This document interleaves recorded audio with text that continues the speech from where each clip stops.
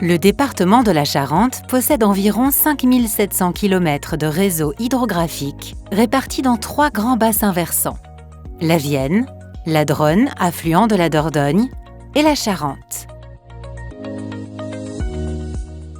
Les rivières et les milieux aquatiques constituent un élément fort du paysage charentais et un enjeu essentiel de l'aménagement du territoire. Nous sommes tous concernés, de près ou de loin, par nos rivières. Chaque activité présente sur un bassin versant peut avoir un impact sur l'état des eaux et des milieux aquatiques. Inversement, leur qualité conditionne la durabilité de nombreuses activités humaines et la préservation de notre cadre de vie.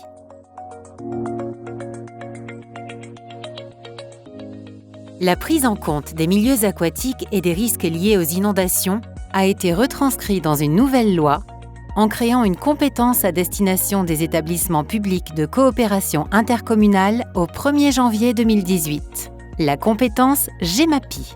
La GEMAPI, Gestion des milieux aquatiques et prévention des inondations, a pour objectif d'adopter une gestion globale des cours d'eau.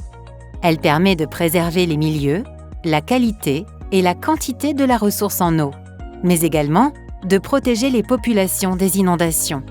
Elle contribue à l'amélioration de notre cadre de vie et de nos paysages. C'est dans cet objectif que la loi demande à ce que les enjeux soient traités à l'échelle des bassins versants hydrographiques. Ainsi, courant 2020, sur le département de la Charente, ce sont 15 syndicats de bassins versants, fruits d'une vingtaine d'années de gestion concertée des cours d'eau charentais, qui portent la responsabilité de la compétence GEMAPI par transfert de leur EPCI membres.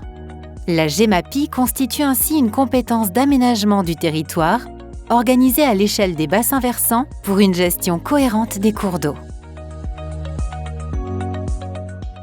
Le propriétaire riverain du cours d'eau ou d'ouvrage hydraulique reste le premier responsable de l'entretien de son bien et de son impact sur l'eau, les milieux aquatiques et les inondations.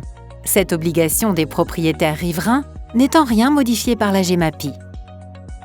Le syndicat GEMAPI va au-delà des devoirs individuels des riverains en organisant et portant des projets d'intérêt général.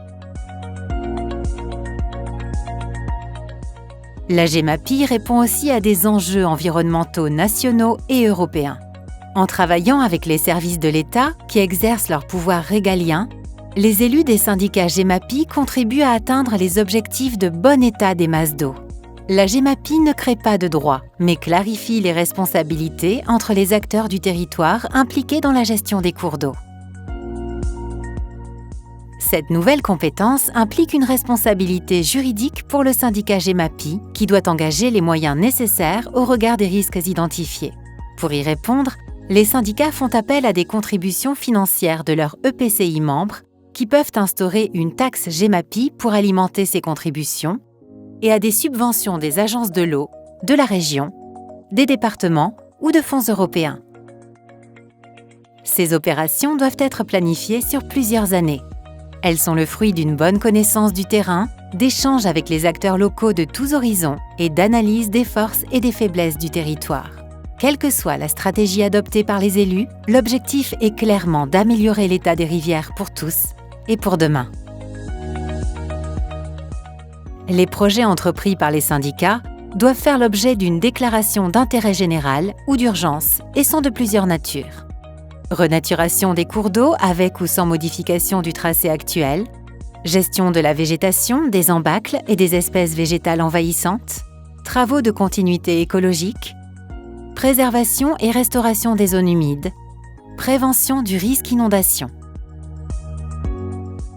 Pour mener à bien leurs projets, les élus en charge de la GEMAPI s'appuient sur l'assistance technique de Charenteau et sur les agents de leur syndicat, ingénieurs, techniciens, personnel administratif, agents de terrain. Ils identifient les problématiques du territoire. Ils accompagnent les élus dans les opérations à engager. Ils assurent la mise en œuvre des opérations comme la consistance des travaux, les dossiers réglementaires et financiers et l'exécution des chantiers. Ils sont les interlocuteurs techniques des acteurs locaux. Ils conseillent élus, riverains et usagers.